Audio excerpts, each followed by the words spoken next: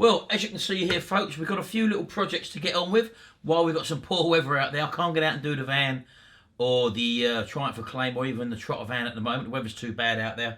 We've had snow anyway, so that's my excuse for being in the warm. Plus, as I say, I'm resting my shoulder, as you know. Yeah, so I've got a few project cars in. Now, some of these old vintage 1970s and the odd 1960 car in here. And let me just show you quickly the sort of cars that we're going to have a look at repairing. Maybe I'll do a couple on this channel, but I'm going to possibly start up my t-shirt channel and change that over to doing this. I'm not too sure yet, but let's have a look at a couple of these cars. So as you can probably see, we're in the UK, as you know, and we've got a few cars here which come from the UK. There's a little mini Traveller there. Do you remember them? These don't, and this one's actually got a problem where it's got one of the back doors missing on it. So I'm going to probably have to try and recreate one of these little doors somehow. I'm not too sure yet how I'm going to do that, but that's all part of the learning curve. Now again, this is a Mark II Ford Cortina, and again a very rare car. In actual fact, I've just realised that it's got the pillar missing there as well, down that side there. So if I do repair this one, I'm going to have to put a pillar down there because it's got it on the other side there, as you can probably see there. But I've just noticed that now that that's missing on that one. But as I say, it says Ford Cortina. These are little Matchbox cars. This was made in England, obviously, by Lesney, I think it is. And all the early Matchbox were made by them. Now, this car here, I actually had one of these. And when I saw it, I thought, yes, I remember this. I had this as a kid. Not quite sure what it is. Again, it is a Matchbox. Alpha. I can't see, it's an Alpha. Some sort of Alpha on there. But again, this was 1970. So I do actually remember owning one of them as a child. And it'd be quite good to put that back to standard. The wheels are bent and buckled on that, as you can probably see. The paint, I do remember that purple. And as I say, I did have one of them. Little early Mini there. And again, this one is dated 1970. So again, a little early vintage Mini there. Not too sure what colour to do that. One of the main things to check on these is that the glass is okay, and the bottoms on the early one were cast, and all they've got is sort of one rivet. On this one, there's one rivet there which you have to drill out, and you replace it with a little 2mm or an M2 screw if you're in the UK. If you're in the America, for example, it would be an Imperial screw. But yeah, you can buy things like these wheels and stuff. I don't know where you source it from at the moment. They're very dear to buy actually. So what I've actually got is quite a few old cars I bought in a job lot, and I'll be stripping them down and keeping any decent wheels for spares and stuff like that. So, but look how small they are. Look, they're tiny. When I've been watching a few of these videos online, they've got obviously very close up with when they're doing the work on them, and I've got to change my lens on my camera for this, so I'll have to sort that out. But then we've got something like this bus here, for example, which is a double-decker bus. This is big, obviously you can see it's more a realistic size for someone like me, a beginner, to sort of restore first of all. And this one actually comes apart in two parts there. I don't know if you can see there's a sort of seam along there, so I'm not too sure exactly how you get to the second half of that. But again, same scenario. You've got these two little rivets there, or maybe, no, I don't know what that one's holding on, but there's two rivets there which you drill out, and then that allows you to separate the body of the actual vehicle itself. And we've also got this transit here, which is a police accident unit transit. Again, doors open and close on it. This one's actually got a little man inside it as well. And if you open the back doors, there is something in the back there. I don't know what it is. But again, many different parts to this one. And again, this one is a Dinky toy. I think your main ones were Dinky Toys, Matchbox, Hot Wheels as well was another one. This again is Meccano Limited. I didn't realise that. And again, made in England. And someone may have been in this one, because as you can see there, look, the rivet looks like it's been drilled out, and it's actually got a screw that's been replaced in there. And that's a typical sign, because all the vehicles I think you'll find come riveted at the factory. So someone may have been in here before. I don't know, maybe years and years ago. I'm not too sure. But even things like this little bug here, look at that little tiny little thing, look, 137 on the side. A lot of people convert these. I've seen these, again, on YouTube, converted with the different graphics to make it a Herbie bug. And this one here, for example, it is a Matchbox series number, I think it's number 13. And as I say, they're normally dated. And this one's 1968. Yeah, that's an old one, look. So that's a little 1968. Now, you could call that play worn. This is actually damaged as well. In other words, the axles are bent in. If it was just literally in pretty good condition with the odd bit of chipping paint on it, I may have probably kept that in original condition. But as it's been well worn, so to speak, and it's actually damaged, like the axles are bent and damaged and stuff like that, it's ripe for a restoration. And as I say, you can actually get these graphics or make them again by using water slide decals with water slide transfer paper, which you can get for inkjet or laser printers as well. So that's something I've actually done before, as you probably know. And as I say, I think this one here is another early, late 1960s one. 1969 that one, but as you can probably see, that one suffered a broken window there, and it's a curved window. I'm not too sure whether or not you're going to be able to get that, so again, we'll see. We might be able to make some curved bit of plastic in it. I'm not sure yet. I don't know this. I don't possess the skills to repairing this sort of stuff at the moment, although I'm sure there are ways and means to make some sort of a template where you can actually reproduce it if they don't actually make it. So at least I've got some to be getting on with. I probably may or may not do all of these, but then we've got these ones over here, for example, which come within the job lot, which I've brought together this whole lot here. And again, these are all broken. A lot of these are cheap plastic ones. And back in, I think it's back in the 1980s, Matchbox started to change the bases and make them out of plastic as well. So a lot of the 80s Matchbox ones will have a plastic base on them. I think this is an 80s one. No, that's metal. Prove me wrong. Yeah, this is a 1981 Matchbox there, and this is a plastic base on that little truck there. So as you can see, lots of stuff for me to do there. And let me try and show you some of the stuff you're going to need if you want to go into doing this sort of stuff as a hobby, so to speak.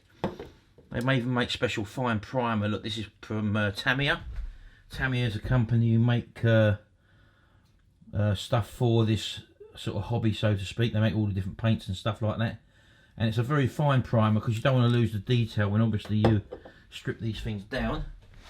But if I get this little box open here, just let you have a look at the sort of stuff that you're going to possibly need if you're going to probably get involved with this hobby. So I mean, I've just got small Torx screwdrivers there, little mops, as you can see, for a Dremel. Dremel's going to be your main toolkit with this setup. We've got little, I suppose you call them eyebrow tweezers, I suppose, but they're very fine ones though, to be honest with you. So again, picking up small screws and stuff. These things are like a surgical pair of grips that can hold the models when you're painting them. Fine line hobby tape there for masking off when you're doing different colour schemes. Again, paint mixing tubs. And all these are little plastic shot glasses, as you can see there. Look, they do the job ideal. Little grinding wheels again for the body work when you're doing that. Not grinding wheels, they're wire brushes. And again, die grinders if you've got like a lot of factory metal, a lot of factory castings, for example, have burrs on and stuff like that. So there's some die grinders there. And again, a selection of different rivets and stuff for replacing the rivets when you drill them out. You can either use rivets, as I said to you, or a small screw. And I've actually got some small rivets there, got from the hobby shop for this sort of application. And if you open up this little box here, which I've got, these are the little fine screws, which are absolutely tiny. If you can see that, let's see me palm of my hand, hold on. There you go, that is a M2 by 6mm. So it's a 2mm thread. And again, these are for taking the place of the rivet if you drill them out. So also, you need small drills for that. There's some more screws there. Some people put a self-tapper in. So there's some self-tapping M2mm screws and a small drill to suit. But these are the actual taps I've got here. Look, these are little 2mm. You've got taper, a second and a plug tap. I'm really only interested in the plug tap in here. But again, look at the size of these things. Look, absolutely minute. And how easy are they going to be to break if you get one of them stuck? So those are the little taps. Little things like liquid ink pens. There's one for chrome there. There's a red one and an amber one. I don't know if you're not going to know what they're going to be for. They're going to be for the touching in the small details, like the lights, for example. Let's say, for example, lights and grills, silver lights for the grills there and stuff like that. A lot of people use these sort of things. These are quite expensive. They're about £6 each. And also, a lot of them come with no red lights on. So when people are restoring these or refurbishing them, they actually include, because you've got the cutouts for them or the little markings where the lights would go. And a lot of people use these paints just to make them look more realistic. So those are sort of fine detail pens with ink in them. As you're going to probably need fine line brushes as well. There's a good selection there.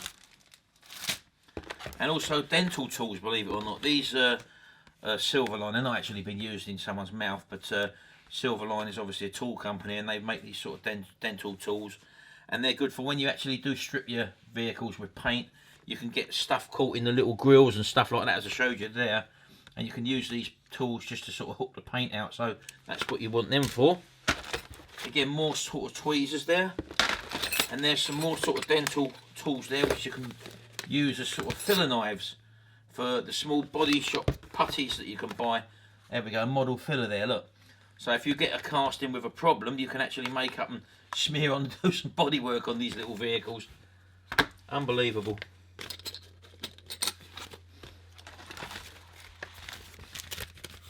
What else have I got here? Look, more small rivets. Again, these come all the way from America, these ones, but I was just showing you that there is a market for these. And who we got there? Look, Bright Vision, that's the name of the company who make these specialist small rivets. So we've got some of them there. And again, a lot of people, when they're repairing these little body issues which they may have on these little cars, I'm trying to find one here with a body issue, but sometimes little bits of aluminium casting get broken off, and a lot of people use, I didn't know you could do this, they use the super glue and they mix it with baking soda, and that makes a really hard, it sets really hard, and you can file it down and actually shape it. Something I never knew about. And these are some rubber reproduction tyres, which again you get from different people. This comes from eBay, and they're replacement tyres for Matchbox cars. And they do so many different types. A lot of people customise these cars. These are only cheap rubber ones, but you get the point. And again, I did buy some of this original lacquer. This is from Hobbyist Mr. Colour, and also the what I call a levelling thinner. This is for coating the vehicles after you've actually painted them. So I've got some of that as well. Again, but buying it in these quantities, these are very expensive. So I won't be doing that. I've got a little cheap which I'm going to be using. Just like when I paint the lawnmowers, I paint them with cheap rattle can paint, but I lacquer them with a good 2K lacquer. But I've got some paints, and I'll show you them as and when I do them. What else have we got there?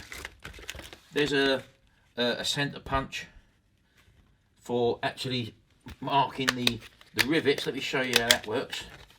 So basically what you do when you take these things apart, I've never done it before, but I'll do it on one of these old ones over here. So what you would basically do, some of these rivets have got a little dimple in them, and you can just put the drill in there and it will drill them okay. Some of them don't have a little centre hole in. This one has, but all you would do, you would put that on there and you would fire off, put a little dot in it, and that means your drill won't wander when you start to drill them, and that's how you get inside them. What else have we got there? I think that's about it. Yeah, so this is just a small selection of stuff you could need if you're going to take this up as a little hobby, and it also takes up quite a bit of space as well. So what you'd also do to strip the paint off of these, you'd use obviously a paint strip or stuff like that. Now I've got some of this stuff. I don't know how good it's going to be. It's called Power Strip. It's supposed to be a heavy duty one. I did notice before that when I got Nitromores to do something which I was working on, I can't remember, a while back, I did notice that Nitromores, which used to be a really good stripper back in, I don't know, the 70s and that, and even the 80s, but now for some reason Nitromores is nowhere near as good as it used to be. So just something to be aware of. And things like this, as I said to you, this cost about £8 or £10 or something like that. Not doing it, it's only a small amount. So we'll be experimenting with different types of paint as well. As I say, I've got some selections of paint. I've got an airbrush and stuff which I've not used before. I've had it for a long time in a little compressor. I don't know how good it is. I know the airbrushes are pretty good, and I know I've got loads of paint that come with it.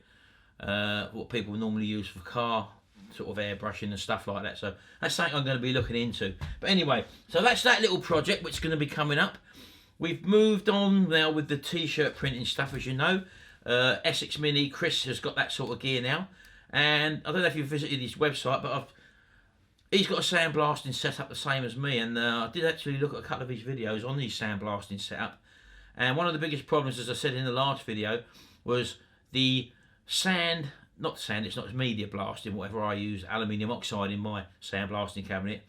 And it's forever blocking up the Hoover or the vacuum cleaners I use with my sandblasting cabinet. At the moment, I've got what you call a Henry Hoover. That's a lot better than the one I did. We just had like a Dyson type Hoover there before. And again, the filters in that kept blocking up with the fine dust that sandblasting or media blasting generates. Anyway, we got this thing. Look at this. This little beauty is some sort of cyclone funnel thing which you put in line between your Hoover or your vacuum cleaner and your sandblasting cabinet. And what this does, it you get the hose from your sandblasting cabinet, goes into there, and then you come out of that one and go to your vacuum cleaner.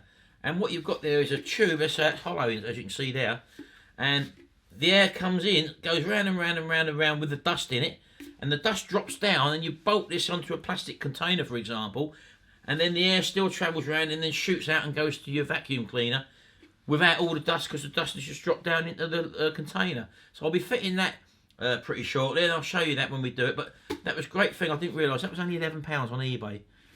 But I think you can get them on Amazon as well. So I'll leave a link down on the Amazon shop just below if you're interested in that. But anyone with a sandblasting cabinet like I've got, which is this old beast here, it might be something handy for you to look into, because it is a problem with blocking up, and it buggers your visibility up in there as well. So I've also got some new stuff to go on the top there. On the inside of that, the glass sort of gets all frosted up after a while. I've had new glass in this as well. I had a new piece of glass cut as well. So just something to be aware of, that keeping that clean and actually getting it running correctly makes a lot of difference, especially if you're trying to film through there, as I do as well. So anyway, so that's coming up. We'll be doing that very shortly as well. And as you probably know, the Trotter lawnmower is now finished. Here's a couple of pictures of it, and I actually finished it off on my Retro Hacks channel. I was going to put it on here, but obviously I'd started work on the carburettor and obviously the engine, and it fitted in over there. So if you want to go and watch that, I'll leave the link below in the video description to the last 3 videos I've done there. One, I refurbished the carb. Second one, I stripped the engine completely down and refurbished that. And the third one, we put everything back together, all the wheels and stuff and everything on it, as you've seen in the picture there. So there you go. There's a little update for you.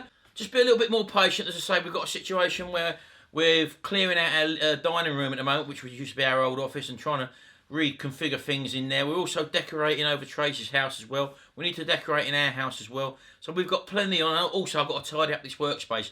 This might look nice and tidy here. The rest of it is a right mess. Anyway, as far as the burglar was concerned, the police have contacted us 2 times, and they've got the CCTV footage and also the still image of the person. They're just trying to build up a profile. There's nothing they can really do. We're never going to get a battery back. It wasn't about that, as I say. It was about walking on our property. So we've actually increased the property security now. We're going to have an 8-camera system all the way around the house now.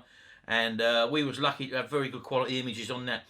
The video doorbell, which is the Ring video doorbell, those of you who wondered what sort of security system we had at the moment.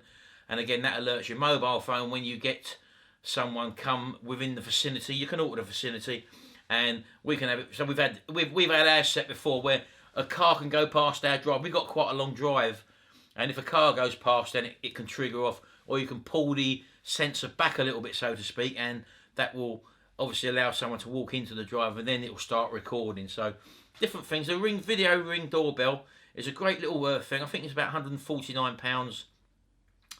The version 2 was the one that we've got.